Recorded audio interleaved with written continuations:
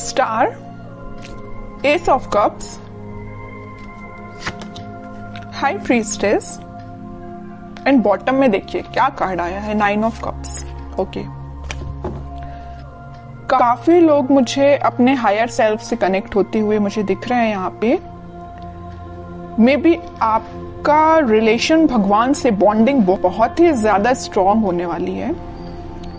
भगवान पे आप ज्यादा बिलीव करते हैं, मतलब ऐसे पर्सन लग रहे हैं। अच्छी चीज है, मतलब आपके जो ड्रीम्स हैं, आपकी जो डिजायर्स हैं, वो सारी चीजें आपने भगवान पे छोड़ दी हैं कि वही कंप्लीट करेंगे। बस आप तो अपने एफर्ट्स लगाते जा रहे हैं सही डायरेक्शन में।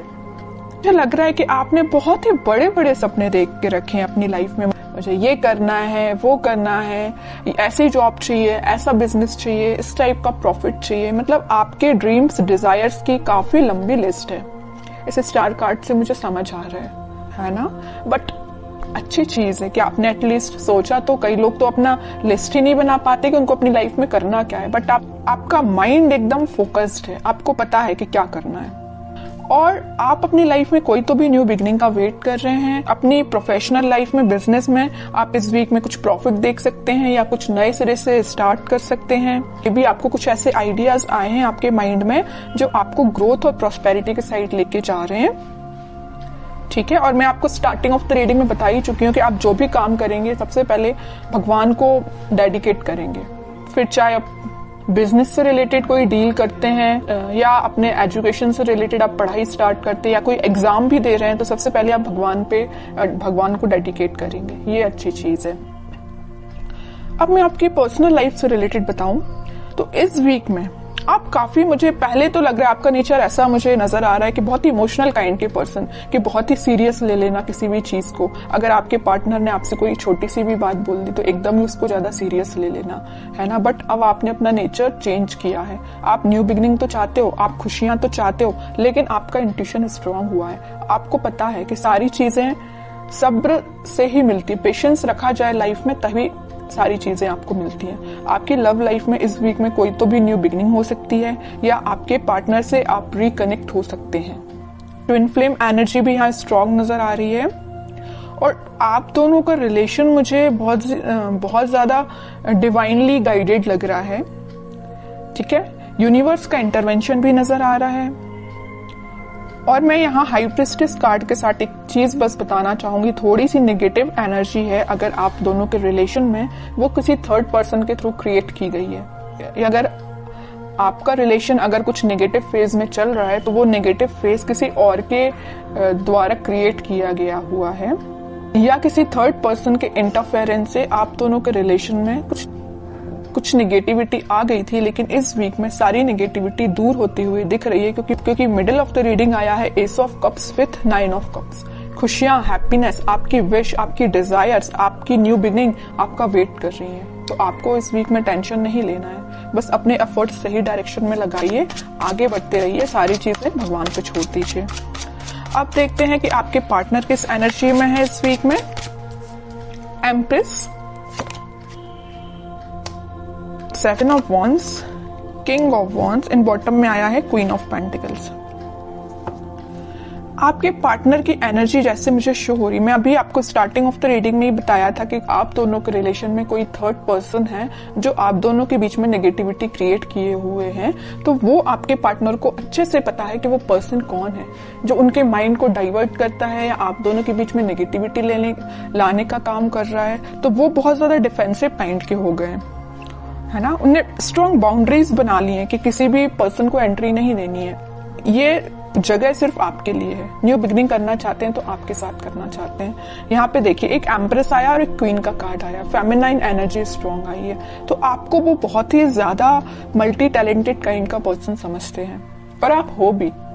ठीक है, मैं पहले बता चुकी हूँ कि आपका फोकस सिर्फ या मनी पे या लव लाइफ पे, मतलब दोनों पे ही फोकस है। बैलेंस्ड वे में अपनी लाइफ में आगे बढ़ रहे हो। यहाँ पे आप खुद पे भी ध्यान दे रहे हो, मटेरियलिस्टिक चीजों पे भी ध्यान दे रहे हो, लव लाइफ पे भी ध्यान दे रहे हो, तो यहाँ पेंटिकल पे भी ध्यान दे रहे हो। ठीक है, तो वो आपको बहुत ही ज्यादा इंटेलिजेंट काइंड का पर्सन समझते हैं और उनको मैं बता चुकी हूँ, बहुत अच्छे से पता है कि कोई आप दोनों के बीच में मिसअंडरस्टैंडिंग्स क्रिएट कर रहा है, तो इस वजह से वो थोड़ा सा डिफेंसिव हो गए हैं और स्ट्रॉन्ग बाउंड्रीज उन्होंने बना ली है। और एक चीज आप यहाँ पे नोटिस करेंगे, यहाँ आया है क्वीन ऑफ पेंटिकल्स और यहाँ आया है किंग ऑफ वॉन्ड्स।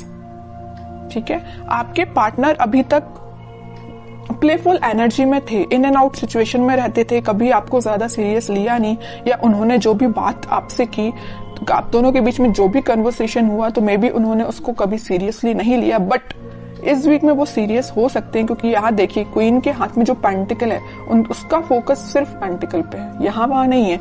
यहाँ किंग के हाथ में जो वॉन्ड्स है उसका फोकस तो वॉन्ड पे भी है, लेकिन बाकी सारी चीजों पे भी है। प्लेफुल एनर्जी है एकदम, है ना, फोकस्ड नहीं है ज्यादा। बट इस वीक में वो फोकस्ड होके आपके साथ कोई न्यू बिगनिंग करने का सोच सकते हैं, आपसे कुछ कन्वर्सेशन कर सकते हैं, और वो डिफेंसिव तो है ही अपनी लाइफ में। अब देखते हैं कि वो कोई एक्शन ले सकते हैं क्या। ये तो उनकी एनर्जी अपन को पता चल गई है, क्या वो आपके साइड कोई एक्शन ले सकते हैं इस वीक में। एक्शन की बात की नहीं कि 4 ऑफ पेंटिकल आ गया। मैं कह रही हूँ ना, वो आपको बहुत ही ज्यादा इस टाइप का पर्सन समझ रहे हैं कि बस आप उन पे फोकस करें, वो आप पे फोकस करें। वो उनको इस बात का डर है कहीं आपका फोकस कहीं और ना हो जाए, है ना, इस वजह से वो थोड़ा सा डिफेंसिव हो गए।